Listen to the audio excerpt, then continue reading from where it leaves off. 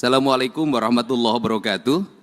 Sampurasun, Pak Direktur yang saya hormati, Pak Gubernur Banten, Gubernur Lampung, Gubernur Sumatera Selatan, dan seluruh Bupati, Wali Kota, para Ketua DPRD. Saya tidak mungkin menyampaikan paparan yang seperti yang tadi sampaikan.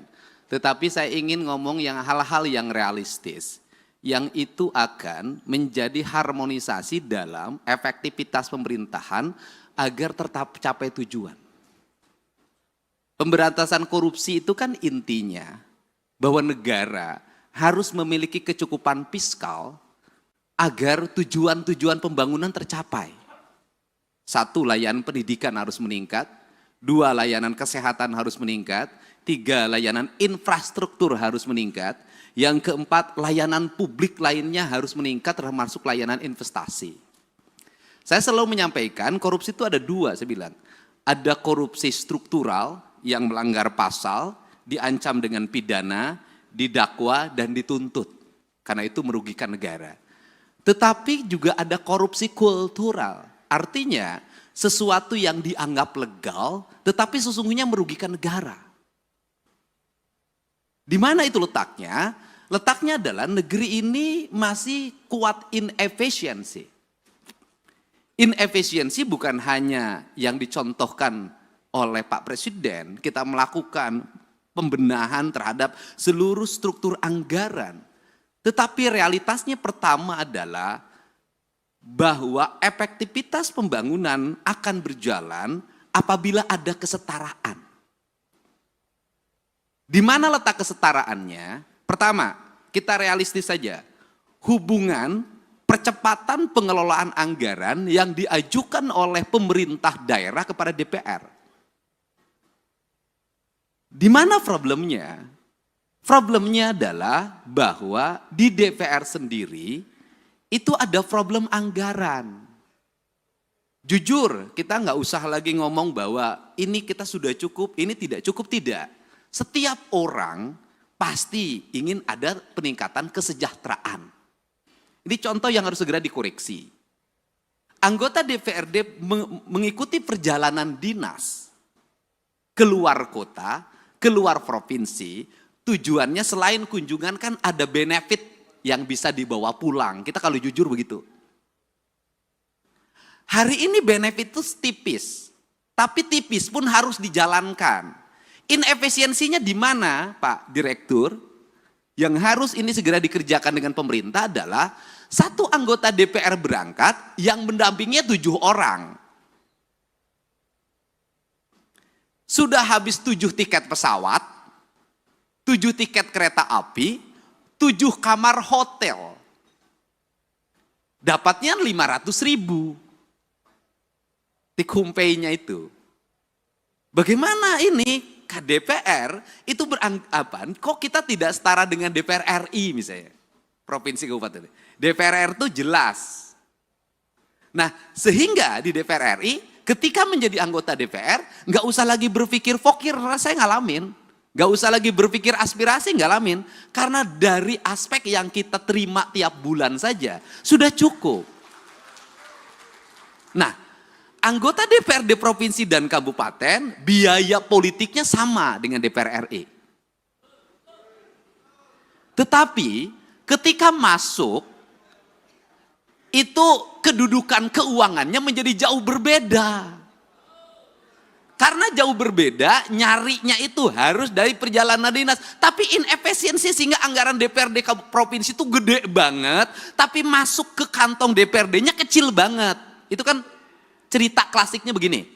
Untuk itu, forum ini saya minta ke Pak Direktur Pencegahan di KPK segera dirumuskan agar kedudukan keuangan ini menjadi setara.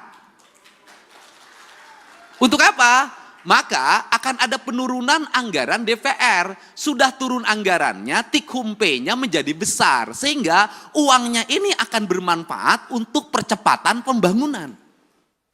Dibanding seperti sekarang, jadi bolak-balik cerita bahwa tidak boleh meminta fokir dalam bentuk arah yang bersifat kepentingan individual. Iya, di forum KPK, di pembahasan tetap ada. Nah, kan dilemanya adalah, kita jujur aja, dilema kepala daerah, diikutin nanti ikut celaka, nggak diikutin regulasi pemerintah macet. Kan ini harus diomongin terbuka, nggak boleh lagi kita pura-pura tidak butuh tapi butuh. Jangan pura-pura di depan orang lain baik banget, di belakang itu diajak ke belakang. Ini hal yang harus. Untuk itu saya meminta bantuan jajaran pimpinan KPK agar kedudukan keuangan DPRD itu sudahlah, daripada tikumpenya diputrin dulu, nyewa hotel, nyewa pesawat, langsung saja honor-honor diberikan berdasarkan rapat-rapat di DPR. Dari mulai rapat komisi, rapat badan musyawarah, rapat badan anggaran, rapat paripurna 1, 2, 3-nya, itu semua. Kalau sudah seperti ini, anggota DPRD setiap hari akan di kantor. Karena kalau tidak ke kantor, tidak dapat tikumpai. Selesai, Pak. Setelah itu ekonominya berputar lokal di daerah itu, tidak lari keluar. Ini kan kasihan daerah-daerah yang dapetinnya dari PBB, parkir, pajak restoran. Yang kecil-kecil dikumpulin, habis itu uang restoran yang dipungut dari restoran kecil dipakai makan di restoran berbintang di kota besar. Ini harus segera dibenahin kalau negeri ini ingin baik. Nah, kelemahan dari DPRD, provinsi dan kabupaten tidak bisa membuat aturan sendiri. Karena seluruh aturannya dibuat oleh kementerian. Beda dengan DPR RI, bisa ngundang kementerian, langsung aturannya bisa direvisi. Itu bedanya. Modalnya sama, kedudukannya berbeda. Ini pertama. Yang kedua, di internal birokrasi ada inefisiensi birokrat. Apa itu? Jumlah pejabatnya banyak. Jumlah orang yang memiliki golongan 4B, 4C, 4D-nya itu banyak. Di provinsi, orang yang sudah punya jabatan itu nggak bisa kayak di kepolisian langsung menjadi perwira diparkirkan. Dia akan gugat ke PT UN, harus punya jabatan. Karena dia harus punya jabatan, walaupun merit system, itu kan administrasi merit system itu. Bekerja itu kan bukan pada wilayah angka, pada wilayah eksekusi. Nah, akhirnya di hampir semua pemerintah daerah itu memiliki struktur jabatan yang sangat banyak, memiliki jumlah penjabat yang sangat gemuk, kemudian juga sistem pengelolaan birokrasinya, tunjangan terhadap pegawainya adalah tunjangan kinerja. Ini inefisiensi keuangan yang sangat luar biasa. Itu terambil dana untuk pembangunan, untuk itu sangat besar, hampir 60%. Dan yang paling utama adalah hari ini kita harus tahu semua orang bahagia lewat apa? Laporan administratif yang bersifat digital. Akhirnya tukin-tukin itu hanya ditukerin dengan foto, dengan video. Tukin dengan foto dan video yang tidak berbasis praktis dan kebutuhan publik itu memiliki dampak yang luas terhadap rendahnya layanan birokrasi. Nah, kalau bicara rendahnya layanan birokrasi, apa sih yang dituntut oleh masyarakat terhadap pejabat publik? Ceritanya itu tidak panjang mereka itu. Satu, mereka pasti bercerita pengen punya jalan yang baik. Dua, pasti pengen punya cerita, punya layanan kesehatan yang memadai. Semakin dipilih oleh rakyat, maka rakyat ingin selalu free. Free puskesmas, free rumah sakit. Kemudian free sekolah, semua free. Seluruh free ini juga mohon maaf tidak berbanding terbalik dengan perilaku publik. Satu sisi negara mengeluarkan uang sedemikian besar untuk layanan publik, tapi publik juga tidak punya kesadaran untuk membangun postur dirinya. Saya berikan contoh, negara memberikan layanan terhadap layanan pendidikan free dari SD sampai SMA, terutama di sekolah pemerintah. Free. Tetapi di sisi lain, anak-anak sekolah kita uang jajannya 25.000 sampai 30.000. Tidak berbanding terbalik antara apa? Peningkatan ekonomi rakyat dengan beban belanja pemerintah yang tinggi. Akhirnya beban pemerintah belanja yang tinggi, rakyatnya juga tidak berikan edukasi untuk melakukan efisiensi dalam hidupnya. Akibatnya laju pertumbuhan ekonominya rendah dan konsumtif.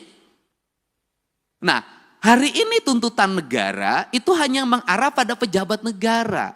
Selalu katakan ganti pemerintah, ganti gubernur, ganti bupati. Kalau menurut saya, dalam analisis saya, rakyatnya juga harus diganti. Enggak bisa, Pak. Model pendekatan warga seperti hari ini, apalagi model pendekatan media sosial yang saya jalani dan saya lihat, enggak bisa jadi pemimpinnya kalau tidak memiliki tangan besi. Publiknya juga harus diedukasi. Bukan hanya pejabat publiknya, bukan hanya anggota DPR-nya, publiknya harus diedukasi. Saya memberikan contoh, misalnya pelaporan ke KPK. Saya sampaikan ke Pak Direktur, apakah murni didasarkan pada orang yang konsen pada korupsi? Tidak. Kebanyakan orang yang tidak terpuaskan, kalah tender, lapor KPK. Kalau menang nggak lapor. Anaknya tidak diterima di SMA negeri. Pakai kata belece, langsung besoknya bongkar korupsi kepala sekolah. Nah, hari ini saya sampaikan ke Pak Direktur, korupsi bisa terjadi di desa. Kenapa? Setiap hari kepala desa didatengin orang yang mengaku ormas, orang yang mengaku LSM, orang yang mengaku wartawan. Itu sekali datang 10 orang, cepet itu dikasihnya. 1 juta tuh kepala desa sehari. Kemudian di kabupaten kalau bupati wali kotanya nggak tahan, pasti banyak orang yang mengaku A, mengaku B, itu melakukan tekanan dan nyari salah. Kemudian setelah itu dia bergaining, dapat jatah di kerjasama A, kerjasama B, kerjasama C. Nah, ini yang jadi problem adalah Pak Direktur, gubernurnya punya daya tahan, misalnya para bupatinya punya daya tahan, tapi kepala SKPD-nya itu belum tentu punya daya tahan. Kenapa? Gubernur enak, SKPD-nya tinggi Pak, jauh jaraknya ke masyarakat. Kalau bupati wali kota itu dekat ke tetangganya, didatengin tiap hari pusing, akhirnya dilayanin. Jadi pemerintah ini yang terjadi di Indonesia hari ini adalah semakin dia strukturnya makin rendah, tingkat resikonya makin tinggi, sorotan publiknya makin tajam, biayanya makin rendah. Sehingga ini problem yang harus segera dibenahi. Untuk itu, terakhir, apa sih sebenarnya solusi dari ini semua untuk membalik branding publik kemudian agar terarah? Tidak ada jalan lain bagi pemerintah untuk memanfaatkan platform media sosial secara terbuka. Kalau saya nantang-nantangan aja, sudah saja APBD kita di YouTube kan, di TikTok kan, di IG kan, sampaikan detail itu anggaran secara terbuka, kasih gelondongannya, mereka suruh baca sendiri, karena dengan itulah sesungguhnya brand atau trust kepercayaan akan tumbuh. Karena orang Indonesia itu punya tradisi, semakin diceritakan, semakin dijelaskan, maka dia semakin tidak peduli, semakin ditutupi, semakin penasaran. Dan orang Indonesia itu seneng penasaran. Semakin ditutupi, itu semakin penasaran, semakin diintip. Jadi kalau pintunya dibuka nggak berani masuk orang Indonesia. Tapi kalau pintunya dibuka dikit orang Indonesia tuh seneng masuk karena ini penasarannya. Jadi itu, cuman yang terakhir dibalik itu semua juga bahwa seluruh keterbukaan harus diimbangi juga dengan tingkat kesejahteraan aparatur dengan baik di luar ASN. Justru menurut saya yang berat dihadapi itu adalah para politisi. Standarisasinya tidak ada, tuntutan publiknya kuat, resikonya tinggi. ASN itu ada standarnya, politisi itu nggak ada standarnya. Ini problem. Politisi itu nggak bisa membedakan mana gaji, mana operasional. Kenapa? Karena gaji dan tunjangannya adalah operasional. Itu problem. Nah, itu bagaimana solusinya Pak Direktur? Solusinya begini saja menurut saya. Daripada operasional digabungkan, dianggap sebagai tunjangan bagi para pejabat negara, lebih baik dikasih float. Dari total APBD yang dimiliki, berapa plot yang disiapkan oleh pemerintah dalam bentuk nilai, misalnya gubernur itu misalnya taruhlah 5 miliar atau 10 miliar, yang itu bisa didisposisi untuk menyelesaikan problem-problem sosial secara langsung, agar dia bisa eksekusi. Kenapa? Kalau saya barangkali bisa turun eksekusi wajar lah. Kenapa? Karena saya punya platform media sosial yang memiliki nilai. Tapi kan tidak semua para gubernur punya. Tidak semua para bupati punya. Ketika mengeksekusi ke lapangan, ada banjir. Bendungannya harus diambil alih hari ini. Alat beratnya harus diturunkan. Sembakonya harus dikeluarkan. Kepala daerah yang taat asas terhadap anggaran tidak akan bisa berbuat apa-apa. Kenapa? Belum dibahas. Belum ada pengajuannya. Nah, dia harus bergerak nyari kemana. Tidak semua daerah kaya. Tidak semua daerah punya perusahaan yang digerakkan bayar CSR-nya. Banyak yang pas-pasan. Dia nyaris mati karena tidak punya langkah eksekusi yang bersifat benar menurut negara. Ini yang mesti saya katakan harus ada platform yang bisa dikeluarkan oleh pemerintah yang itu darurat dan diaudit secara baik oleh BPK dan BPKP serta bisa dipertanggungjawabkan sehingga apa? Kepala daerah itu bisa tampil menyelesaikan masalah. Kenapa kepala daerah jarang turun? Kalau turun itu tuntutannya banyak. Kalau nengok banjir nggak cukup di banjir. Sembakonya, penanganan mesinnya, segala macam. Nah, kepala daerah yang tidak siap dengan fiskal tunai itu nggak mungkin. Yang kemarin aja belum balik apa harus keluar lagi, kan itu loh. Nah, ini fakta-fakta yang mesti didiskusikan bersama karena tugas pencegahan adalah mencegah seluruh aparat pemerintah untuk tidak berbuat yang bersifat koruptif dengan cara membuat ruang fiskal agar para kepala daerah memiliki kecukupan fiskal untuk menyelesaikan setiap problem publik yang terjadi. Barangkali itu pengantar dari saya, semoga pertemuan ini menjadi pengantar dan pencerahan. Dan kita menginginkan tidak ada satupun orang yang menjadi pejabat negara ingin dipanggil oleh direktur penyidikan. Tidak ada. Semuanya ingin diundang oleh direktur pencegahan. Enaknya direktur pencegahan tuh bisa senyum-senyum, bisa pegang-pegang, bisa peluk-peluk. Kalau Pak Ujang direktur penyidikan nggak akan sebaik ini. Gitu loh. Untuk itu saya ucapkan terima kasih, saya mohon maaf yang sebesar-besarnya. Mudah-mudahan platform media sosial kita sekali lagi bisa dimanfaatkan untuk menampilkan seluruh anggaran publik kita secara baik dan rakyat bisa mengakses dan membacanya detail anggaran itu.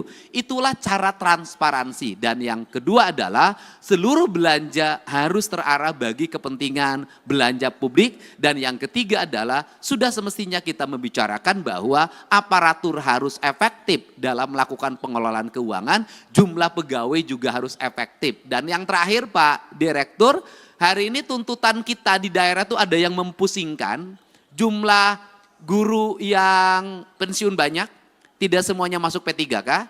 Pemerintah harus menyekolahkan anaknya kalau saya dinargetkan sampai SMA, tapi pemerintah hari ini bingung, ngangkat P3K tidak bisa, ngangkat honorer tidak bisa. Sedangkan jumlah muridnya semakin banyak dan tidak bisa semuanya punya sekolah negara menyiapkan. Itu juga problem, itu juga problem. Untuk itu saya ucapkan terima kasih. Wallahu muwaffiq ila aqwamit thoriq. Assalamualaikum warahmatullahi wabarakatuh. Sampurasun. Waalaikumsalam warahmatullahi wabarakatuh. Terima kasih. Berikan aplaus kembali untuk Pak Gubernur Jawa Barat, Bapak Deddy Mulyadi. Baik, terima kasih atas sharingnya Bapak. Ada beberapa hal tadi efektivitas pemerintahan merupakan suatu tujuan dan beberapa hal tadi yang sudah disebutkan dari Pak Gubernur. Salah satunya penggunaan mungkin saatnya kita sudah mengikuti generasi kekinian, menjadikan satu platform media sosial menjadi salah satu sarana untuk kita bisa secara interaktif memberikan informasi kepada publik.